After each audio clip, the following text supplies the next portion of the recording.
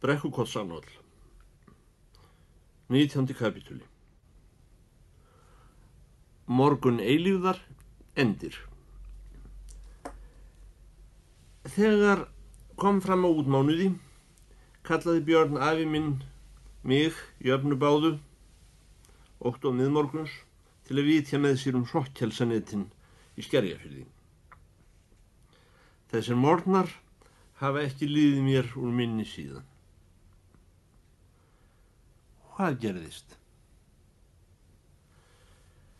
Það gerðist í rauninni ekki neitt, nema sólin var að búa sig undir að koma upp. Sjaldan eru stjörnurnar eins skærar og á morgnana, hvort sem það stafar nú af því að sjónin er skörpust þegar menn eru nývaknaðir, ellegar María Mey hefur verið að fæja þær í alla nótt. Stundum var einnig tungl. Það var búið að kveikja á ljóstýru í koti á Álftanesinu. Kannski ætlaði einhver að róa. Oft var frost og hjarn og marraði í ísum á nóttinni. Einhvers staðar í óendanlegum fjarska var vorið.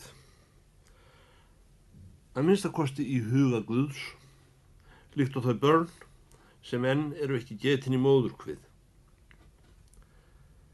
Afi minn átti stóran og lítinn bát. Litli báturinn var hafður til hrokkelsaveiða. Hann stóð í fjörunni niður undan kofa í Flæðarmálinu þar sem við gemdum færurnar okkar.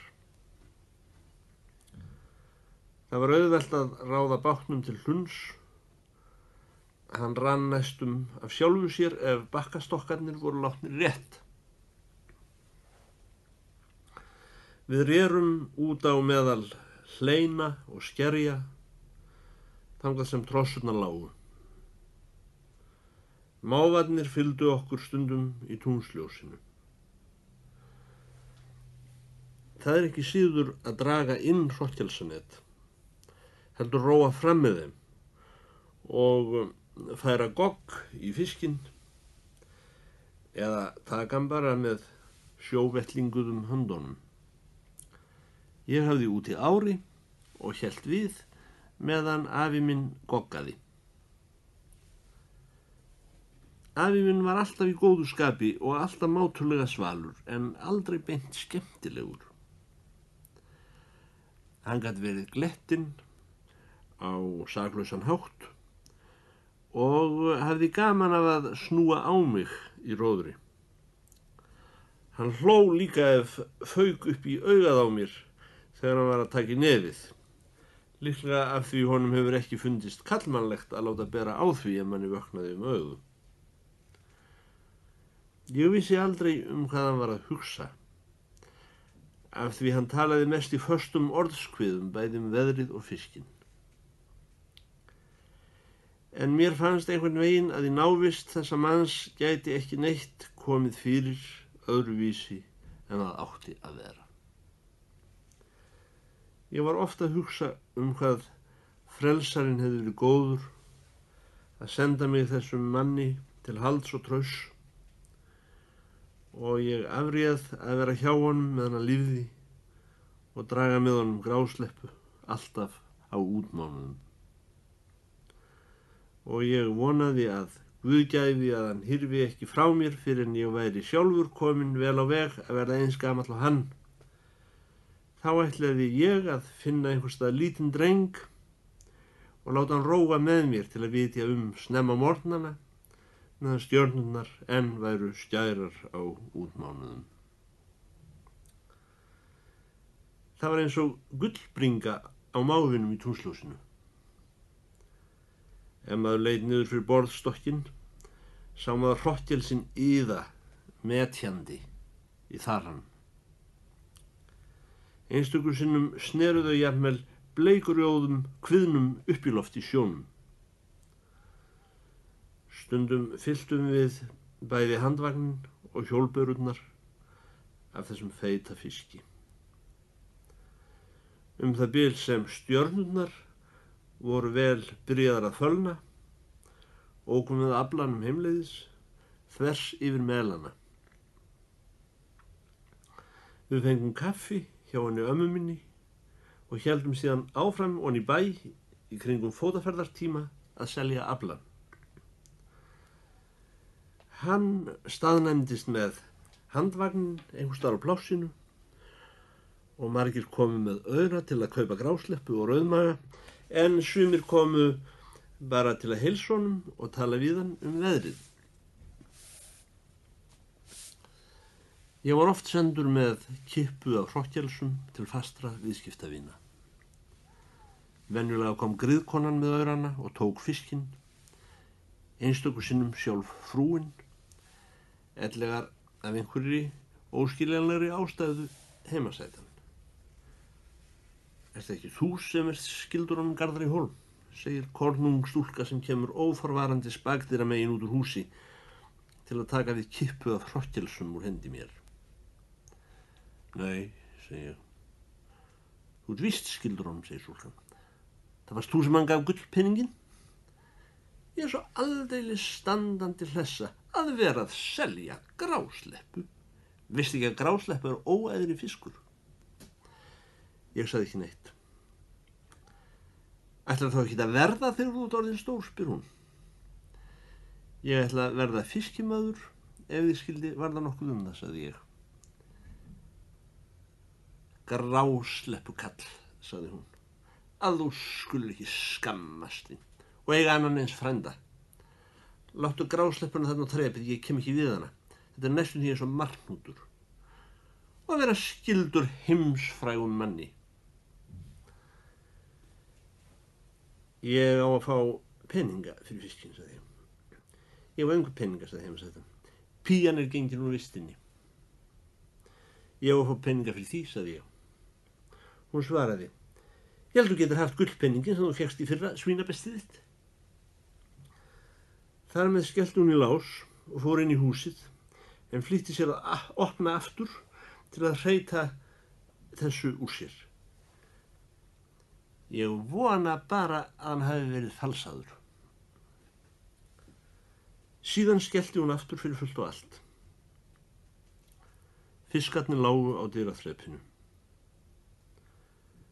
Ég fór með á aftur og lét á í börurnar hjá afa mínum og sagði að ég hefði ekki fengið penningana. Satt að segja mislíkaði mér dálítið að svona feitur fiskur skyldi hafa verið hrakirtur. Þessir morgnar, þegar við vorum að vitja hrokkjelsina á Skerjafirði,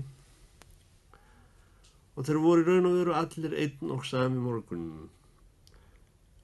Allt í einu eru þeir liðnir. Stjörnur þeirra eru fölnaðar, kínversku bókinu þinni lokað. Afi minn hefur gefið mér merki að við skulum leggja upp árunum. Báturinn stendur á hlein að framan og rauðir sölvabrúskarnir blakta fram og aftur stafninn í lygnu sjávarborðinu við upprennandi sól. Þær komið fram sumarmál.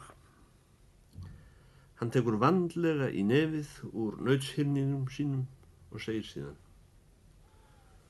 Hún amma þín hefur verið að tala við mig. Ég þagði og beið.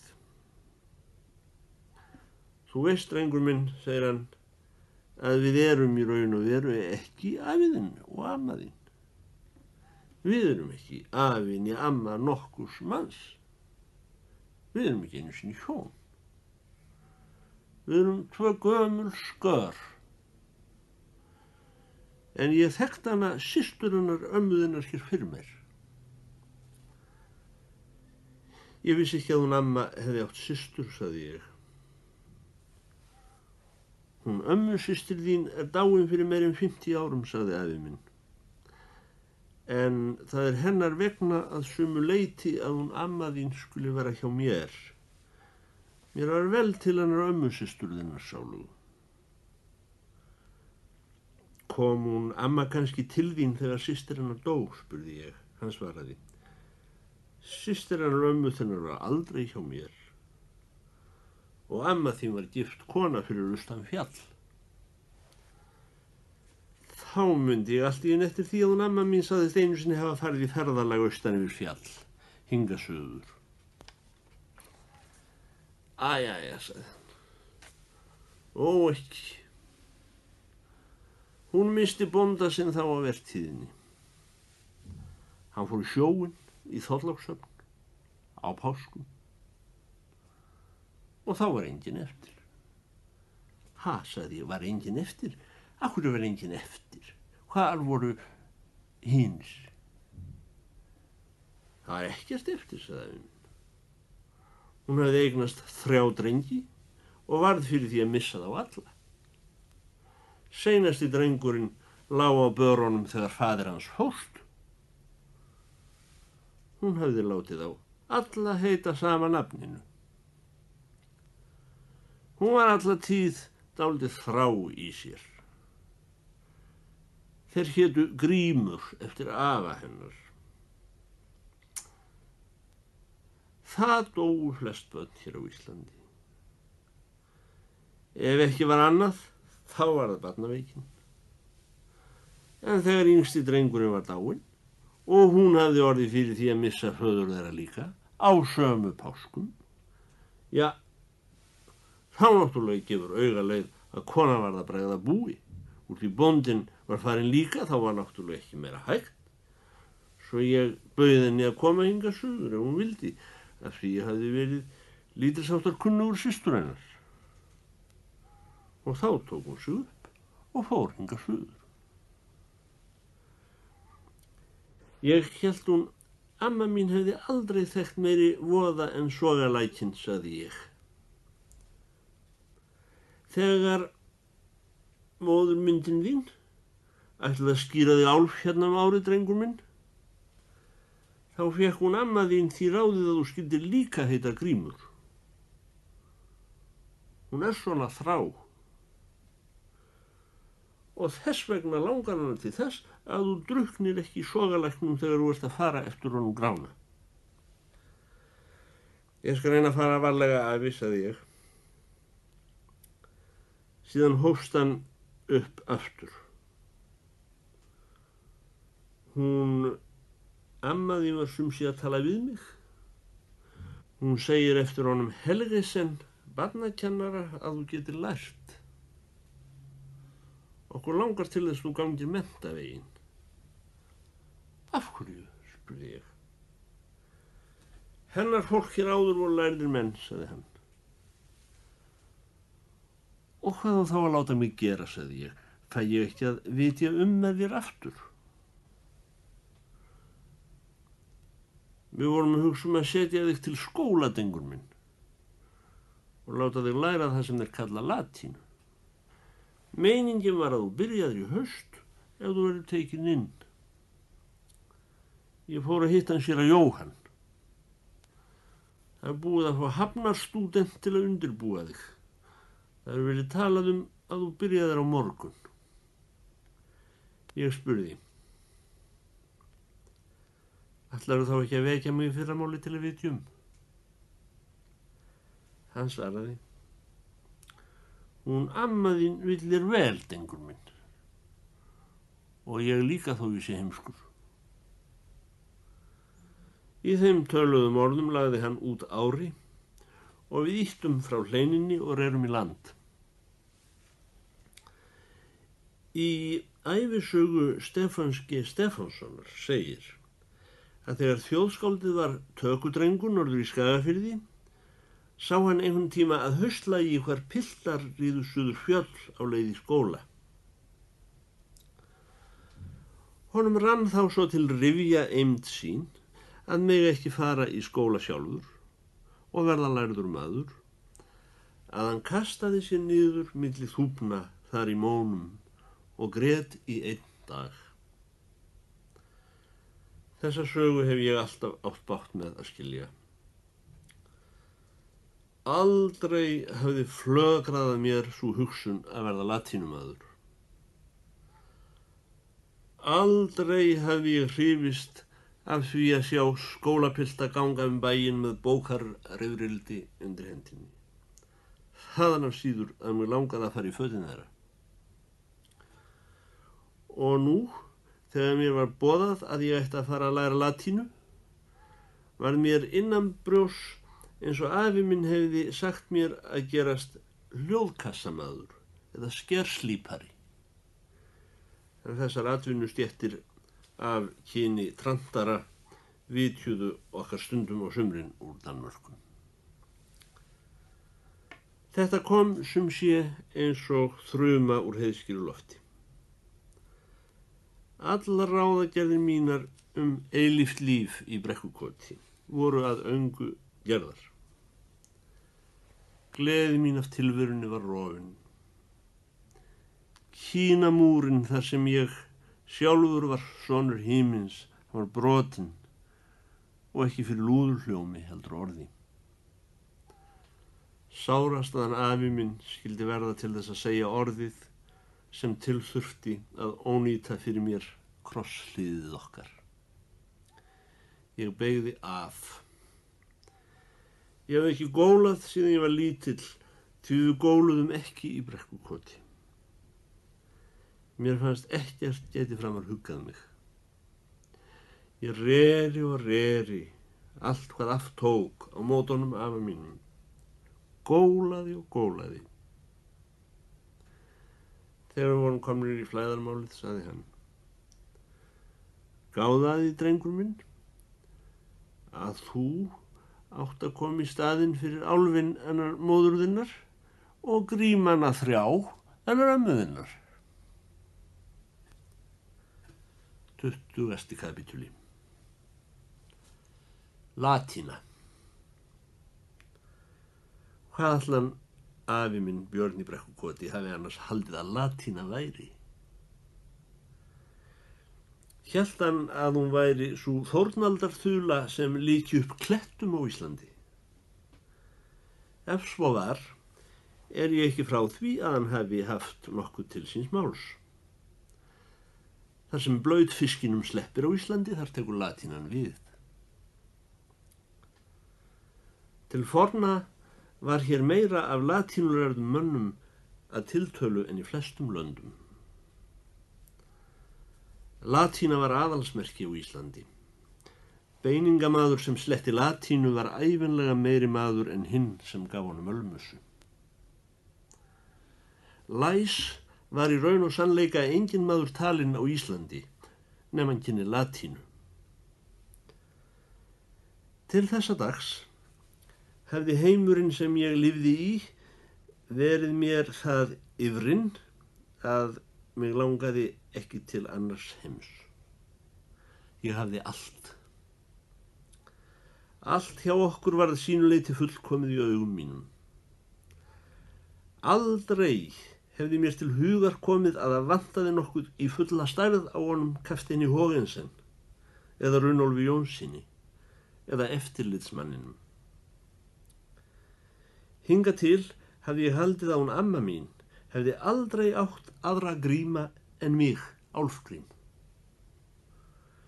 Og ég hafði haldið að eins og hún var mér allt, þá væri ég henni nógur svona eins og ég kom fyrir af skepnunni.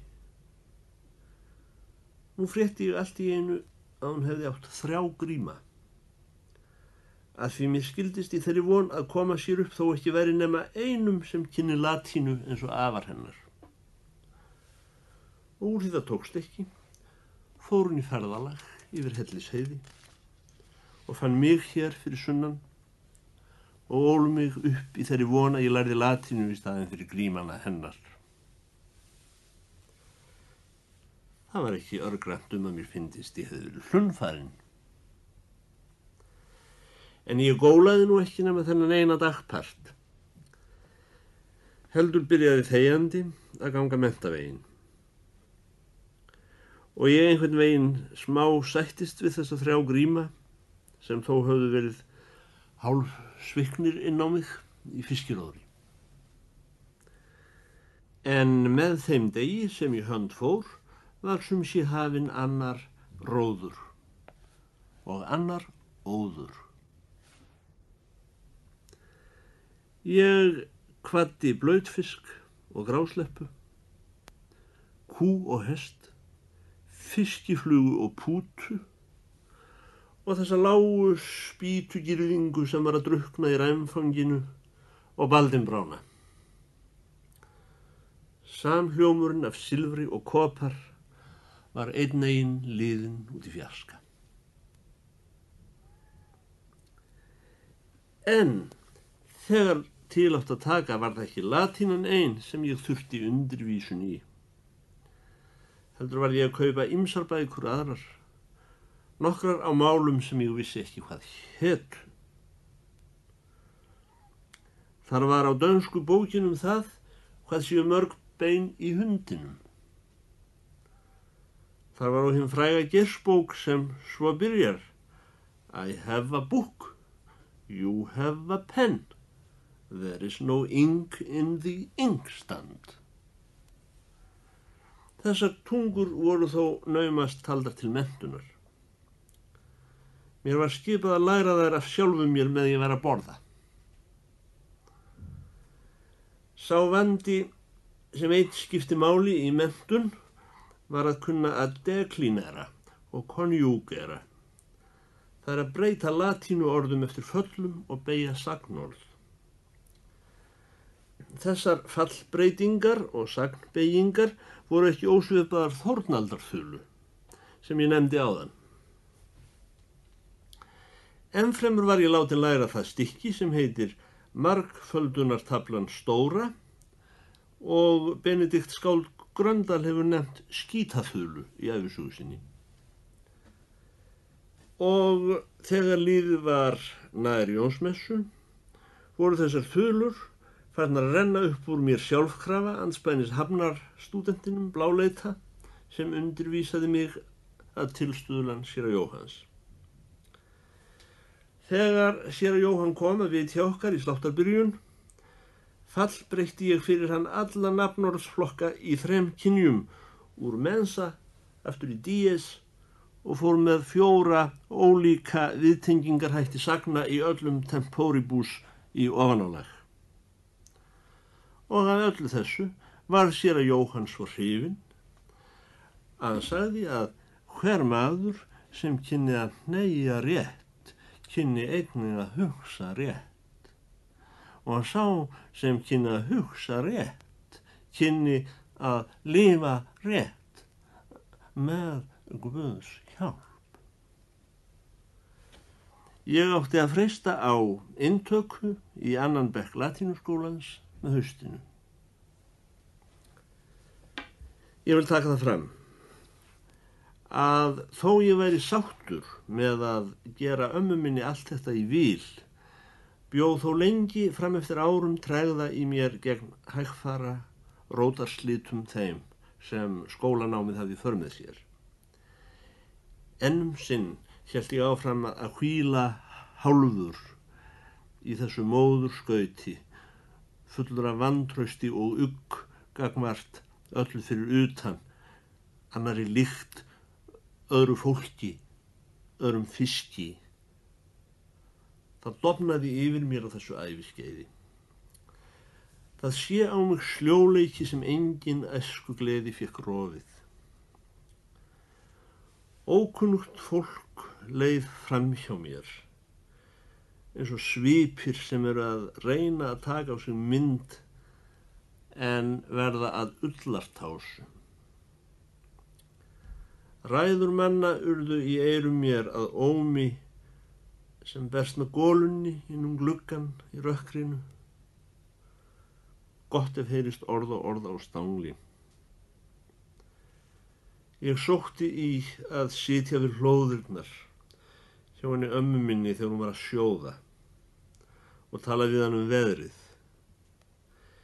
Eða heyra hann að tauta fyrir sér fornan dans og fara með sálm ofan í prjónana. Mér sagt ég hefi í skóla verið svo tegund af fáráðlingum sem hafa dúksaveikina.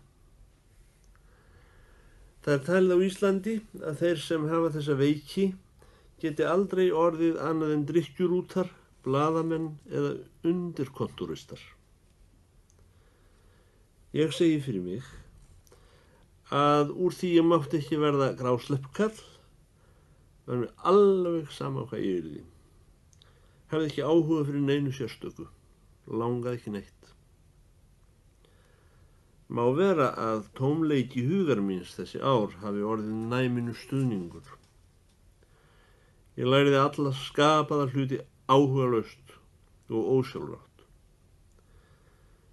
Ég var andlega sem líkamlega í mútum. Lexíurnar runnu upp úr mér eins og svefnrugl. Ég gat rakið beinin í hundinum fyrir gott orð hvenær sem var, rétt eins og ég væri með þau í vösson. Ef ég hefði verið vakinn upp klukkan 3 á nóttu, myndi ég hafa tíundað eitt og sérhvert þeirra með skilum eins og ég lægi á þeim. Þessi sálarbílun var talin til gafna áður fyrr. En fyrir bragðið var ég vinsæll af þeim sem áttu að segja mér til. Og vafalaust hefur gáfan forðað mér frá óþægindum sem ég held ég hefði hlotið að kalla yfir mig hvar sem ég sýndi á mér smettið. Undir það sokkabands ár mín fóru að nálgast duggarabandið. Myndir af mér frá skólaárum eru eins og af útskrippi úr fávitahæli. Snemma var í mér ofvöxtur af þessari lifur og gotu í Brekkukoti og ekki dró spikfeitur rauðmaginn úr. Ég var einhver lengstur maður í skóla í öðrum bekk fermingarári mitt. Til dæmis hafði ég svo langa fætur að þeir voru alltaf fyrir mér þegar ég gekk. Handleggirnir héngu utan á mér eins og eymdar farangur sem ég kunni engin ráð að losna við. Andlitið á mér var með akkúrat öngu brosi, líkast og hefði helst úr því sálin og ekkert væri eftir, utan beygurinn sem því stóð af tómi sjálfs sinn. Ævifangi horfur út grindurnar. 200 hár í kringum hvirfilinn á mér stóðu ævinlega út í loftið eins og vöndur. Ekkert afl fékk slétt úr þeim, né bælt þau, uns tíminn sjálfur tók í taumana og ég fór að fá skalla. Ég skal reyna að ofþreyta menn ekki með mælgi útgang þessa pilts, sem kominn var úr moldarhúsi og átti nú að fara að spígspora á gólfum latínuskólans, dregnum gljákvoðu innan syni kaupmanna, embættismanna og góðbænda. Samt finnst mér að ég geti ekki með öllu sleppt stígvélunum mínum, enda koma þau lítilsháttar við sögu mína síðar. Það voru tekin fram handa mér stígvél sem sveitamaður nokkur hafði gleymt hjá okkur þegar hann lagði á stað til Vesturheims fyrir 25 árum. Mér var sagt að slíta niður úr þessu í vetur, af því amma mín og afi voru loks orðin úrkula vonar að maðurinn myndi koma aftur til að sækja þau. En það var hægra ost en gert að slíta niður úr þeim stígvélum. Ég ætla ekkert að segja hvort þessi stígvél voru ljót eða falleg. Smekkur manna fyrir skófatnaði margvíslegur. Skór með alls konar lagi hafa þótt fallegir í heiminum, sínu sinni hvað. Einu sinni þóttu skór þeim fallegri sem þeir höfðu lengri tá, þangað til táum að farin að standa í tótu upp í loftið, jafnhátt hnémanns. Stundum má ekki nefna annað en tábitna skó í heiminum. Vel má vera að skórnir sem ég var í, fermingarári mitt, komist einhvern tíma í móð, því það voru góðir skór. Og sjaldan hefur nokkur maður verið jafn ánægður með skóna sína og ég var, að minnsta kosti í fyrstu. Ég var, satt að segja, feginn að leggja niður þessar slitlitlu mokkasínur úr óunni húð sem í mínu ungdæmi voru kallaðir kúskinskór í höfuðstaðnum. Ef ég hefði átt að finna eitthvað að skónum mínum, þá voru kannski í botninum á þeim helsti margir naglar. Í raun og veru eitthvað sem líktist naglaveitu. Ævinlega þegar ég var komin það bil og í bæ á skónum, þá gaf sig fram nagli, stundum margir í senn. Ég steig þá upp í fótinn. Þannig var í rauninni ekki gerlegt að fara út að spásséra á skónum nema að hafa með sér naglbít. Enda var ég ekki orðinn sá uppskapningur í þann tíð að ég hikaði við að setjast niður í göturæsi til þess að draga út nokkra nagla úr skónum mínum ef þarf krafði. Aftur á móti var aldrei lifandi mús innan í hælnum á mínum skóm, eins og mér sagt að núkuðra móðins í París. Fátt mér þó minnisstæðara þessa skó, en hvað þeir gerðu mikinn hávaða og skarkala í góðum húsum og alveg sérstaklega í latínuskólanum. Þykkt sólanna og harka, svo og járn þau sem skórnir voru slegnir, ollu því að flestum mönnum fór ekki að verða sel